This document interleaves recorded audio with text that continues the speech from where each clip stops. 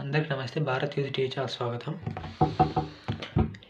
ఇంకా మీకు అందరికి చెప్పే విషయం ఏంటంటే వాలంటీర్ వ్యవస్థ గురించి. సో ఇప్పుడు వచ్చిన కూటమి ప్రభుత్వం వాలంటీర్ వ్యవస్థ ఉంచుతుందా తీసేస్తుందా? గతంలోని ఒక హామీల్లో ఇచ్చారు మేనిఫెస్టోలోని.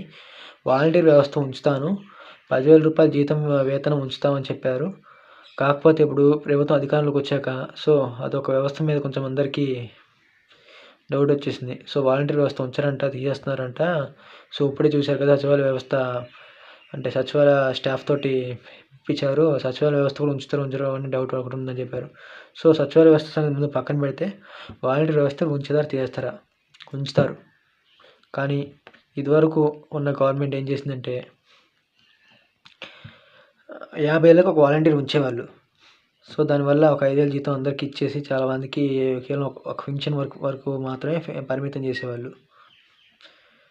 ఇంకా చిన్న చిన్న పనులకి పరిమితం చేసేవాళ్ళు. దానికి ఒక 5,000 ఇచ్చేవాళ్ళు. సో దాంట్లో ఉన్న వాలంటీర్స్ అందరూ కూడా వైఎస్ఆర్సీపీ కార్యకర్తలు కావటం ఒక విశేషం. సో మరో విషయం ఏంటంటే వాలంటీర్ ద్వారా గతంలోని పింఛన్లు పంపిణీ చేయలేదని ఏప్రిల్ నెలలోని వాళ్ళు వాలంటీర్ రాజీనామాలు చేపించారు 90,000 మంది వాలంటీర్ల చేత. అలా వాలంటీర్ల చేత రిజైన్ చేయించడం వల్ల ఏమైందంటే ఇప్పుడు వాలంటీర్లు అందరూ గగ్గోలు పెడుతున్నారు, మాకు వాలంటీర్ పోస్టులు మాకు ఉంచండి అది ఎంతని. దాంతోపాటు ఇంకో విషయం ఏంటంటే సో ఇప్పుడున్న వాలంటీర్లు కొంతమంది ఉంచుతారంట. వాళ్ళు కూడా కొంతమంది వైఎస్ఆర్సీపీ కోసం పనిచేసే వాళ్ళు రిజైన్ చేయడం కొంతమంది ఉన్నారు. దాంతోపాటు మరి కొంతమంది ఉన్నారు వాళ్ళందరినీ ఏరి పారేస్తే పనిలో పడి ఉన్నారు. దాంతోపాటు ఇప్పుడు క్వాలిఫికేషన్ కూడా డిగ్రీ క్వాలిఫికేషన్ పెట్టాలని చెప్పేసి కొంచెం ప్రభుత్వం ఆలోచిస్తుందంట. సో కేవలం 10,000 రూపాయల జీతం వేతనం మాత్రమే అంటే ఒక ఫంక్షన్ వరకు మాత్రమే పరిమితం కాకుండా ఇంకా రకరకాలుగా తీసుకురావాలని చెప్పేసి మాట్లాడుకుంటున్నారు. సో దాని పేరు కూడా మార్చాలనుకుంటున్నారు. సో గ్రామ సేవక్ అని లేకపోతే వార్డు సేవక్ అని లేకపోతే సేవక్ అని ఒక పేరు మీద తీసుకురావాలని. అలాగే ఇంకేంటంటే ప్రతి 3 సంవత్సరాలు ఒకసారి రిటన్ టెస్ట్ పెట్టాలని నిర్ణయం తీసుకుంటున్నారు. రిటన్ టెస్ట్ అంటే ఏం లేదండి, ప్రమోషన్ రెగ్యులర్గా ఉండేటువంటి పోస్టులు కావటం వల్ల రెగ్యులర్ టెస్ట్ పెడితే ప్రమోషన్లకి అర్హత సాధించేలాగా అంటే సచివాలయ వ్యవస్థలోకి తీసుకురావాలని చూస్తున్నారు.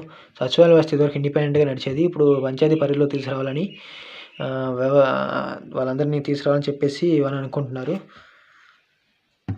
వీటి బట్టి మనకి ఏమర్థమవుతుందంటే సో వాలంటీర్ వ్యవస్థ ఉంచుతారు. వాళ్ళకి 18 నుంచి 30 సంవత్సరాల మధ్య వయసు ఉంచుతారు. వయసుతో పాటు మొత్తం 70,000 పోస్టులు భర్తీ చేయనున్నట్టుగా విషయం తెలిసింది. నెలకి జీతం వేతనం ఒక 10,000 రూపాయలతో పాటు టీఏలు డిఏలు కలిపి ఇస్తారండి. సో అది వాలంటీర్ వ్యవస్థ గురించి తెలిసిన విషయం.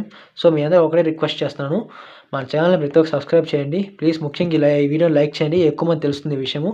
సో తెలిస్తే అందరికీ విషయం అర్థమవుతుంది. సో ప్లీజ్ అందరూ లైక్ చేయండి. ఏమైనా విషయం చెప్పాల్సుకుని కింద కామెంట్ చేయండి. అందరికీ నలుగురు తెలిసేలా షేర్ చేయండి. వాళ్ళ చేత కూడా కొంచెం సబ్స్క్రైబ్ చేయొచ్చని చెప్పండి ప్లీజ్. ఓకేనండి.